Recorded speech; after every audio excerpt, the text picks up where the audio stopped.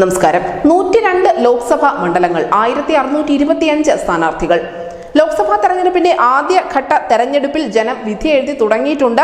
ആദ്യഘട്ടത്തിൽ പോളിംഗ് നടക്കുന്ന 102 മണ്ഡലങ്ങളിൽ 42 എണ്ണം BJPയുടെ സ്വന്തമാണ് എന്ന ആത്മവിശ്വാസത്തോടു കൂടി തന്നെയാണ് BJP ഈ ദിവസത്തെ നോക്കിക്കാണാൻ പോകുന്നത്. എന്തായാലും പശ്ചിമ ബംഗാളിൽ തെരഞ്ഞെടുപ്പ് നടക്കുന്ന 3 മണ്ഡലങ്ങൾ അത് BJPയുടേതാണ്. അത് നിലനിർത്തേണ്ടത് BJPയുടെ അനിവാര്യതയാണ്. കുച്ച് ബെഹാർ, അലിപ്പൂർ ദുരാസ്, ജയ്പാൽ ഗുരി മണ്ഡലങ്ങളിലാണ് ആദ്യഘട്ടത്തിൽ വോട്ടെടുപ്പ് തുടങ്ങിയിട്ടുള്ളത്.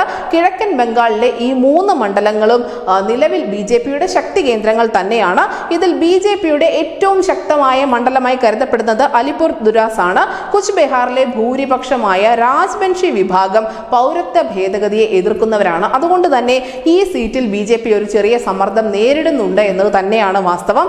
ഉത്തർപ്രദേശിൽ ഇന്ന് വോട്ടെടുപ്പ് നടക്കുന്ന 8 മണ്ഡലങ്ങളിൽ 2 സീറ്റാണ് നിലവിൽ BJPക്കുള്ളത്.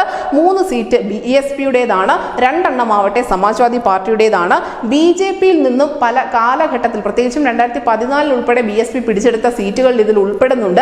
അതുകൊണ്ട് തന്നെ അതൊക്കെ തിരികെ പിടിക്കേണ്ടത് BJPയെ സംബന്ധിച്ച് വളരെ അനിവാര്യമാണ്.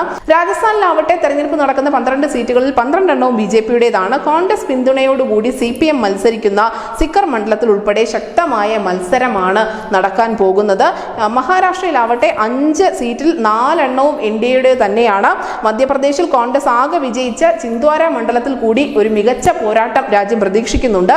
കോയമ്പത്തൂരും കന്യാകുമാരിയും ഉൾപ്പെടെ തങ്ങളുടെ പരിധിയിലാക്കാം എന്ന് കരുതിക്കൊണ്ട് BJP തമിഴകത്തും പ്രതീക്ഷ അർപ്പിച്ചിരിക്കുന്നു. എന്തായാലും തെരഞ്ഞെടുപ്പിന്റെ ആദ്യ മണിക്കൂറുകളിൽ BJPയുടെ ശക്തി കേന്ദ്രങ്ങളായ പ്രദേശങ്ങളിലൊക്കെയും അല്ലെങ്കിൽ ഉറച്ച സീറ്റുകളിലൊക്കെയും മികച്ച പോളിംഗ് തന്നെ രേഖപ്പെടുത്തുന്നുണ്ട്.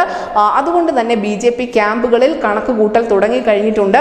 ഈ ശക്തി കേന്ദ്രങ്ങളിലൊക്കെ തുടക്ക സമയത്ത് തന്നെ ആദ്യ മണിക്കൂറുകൾ തന്നെ മികച്ച പോളിംഗ് രേഖപ്പെടുത്താൻ സാധിച്ചാൽ തീർച്ചയായും അത് ആ പാർട്ടിക്ക് നൽകുന്ന ആത്മവിശ്വാസം ചെറുതാവില്ല.